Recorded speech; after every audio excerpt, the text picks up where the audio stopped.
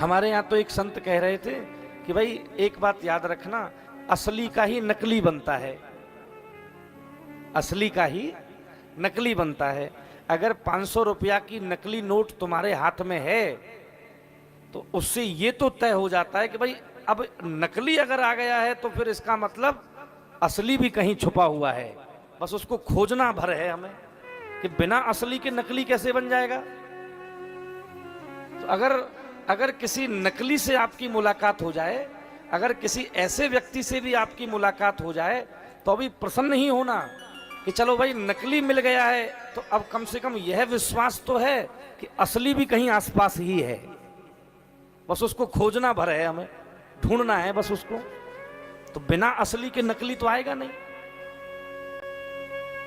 तो किसी के दोष न देखिए, उसमें भी हमें सकारात्मक रूप से यही सोचना चाहिए कि अब तो ठाकुर जी जब नकली से मिलवा दिया है तो अब किसी असली से भी मिलवा दीजिए, अब किसी सच्चे से भी मिलवा दीजिए जो हमें राधा माधव के चरणों में पहुंचा दे, जो हमें गोविंद के चरणों में पहुंचा दे।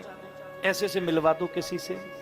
और मुझे कहने दीजिए कि जब आपकी मुमुक्षा जागृत होती है, जब आपके अंदर एक वेदना, एक टीस, हृदय का जब भाव आपका तरंगे मारता है, हृदय का भाव जब हिलोरे मारता है, तो उसी हिलोर में उसी हृदय की किसी एक तरंग के साथ साथ बह करके श्री राधा माधव भी तुम्हारे घर में, तुम्हारे आंगन में चले आते हैं। उसी के संग श्री कृष्ण भी आ जाते हैं वहां। भाव का अतिरेक हो गया, ज्ञान का, विचार का, संकल्प का अतिरेक हो गया। श्रद्धा इतनी बढ़ गई कि फिर अब मुंह से कुछ नहीं निकला, बस जो निकला आंखों से निकला। फिर समझ रहे हैं ना, श्रद्धा इतनी बढ़ गई कि फिर मुंह से कहां कुछ निकलता है, फिर तो आंखों से निकलता है। फिर तो कितने ही संत हैं, उनसे मैं कहूं बाबा बाबा कृपा करना, तो वो रोने लगते हैं। अब इस शब्द का हम क्या अर्थ निकालें, अब उनकी क्रिया प्रतिक्रिया का हम क्या अर्थ निकालें। भैया भगवत रसिक रसिक की बातें रसिक बिना कोई समझ सके ना। साधुओं की लीला तो साधु ही जाने, संतों की लीला तो संत ही जाने। कि हमने कहा बाबा कृपा करना और वो रो रहे हैं। हमने एक शब्द कहा कि बाबा हम पे कृपा करना, तो हिचकियों से रो पड़े। हम भी डर गए कि यार ये क्या हुआ, हमने तो केवल कृपा ही मांगी लेकिन ये तो रो रहे हैं।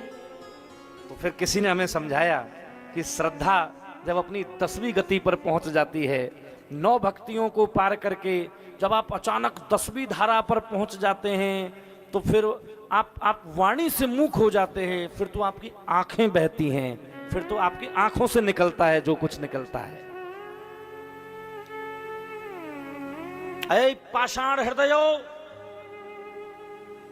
मेरे प्यारो गोरखपुर वालों, एक शब्द कह रहा हूं आपसे, अगर आप रोना नहीं जानते हैं ना, अगर आप में इमोशंस नहीं है कृष्ण के प्रति, गोविंद के प्रति, यदि आप में भाव नहीं है, अगर आप में टीस नहीं है, वेदना नहीं है, और यदि आप रोना नहीं जानते हैं, तो कह लेने दीजिए आप गोविंद के होना भी नहीं जानते हैं। तुम रोना नहीं जानोगे तो उसके हो जाओगे क्या?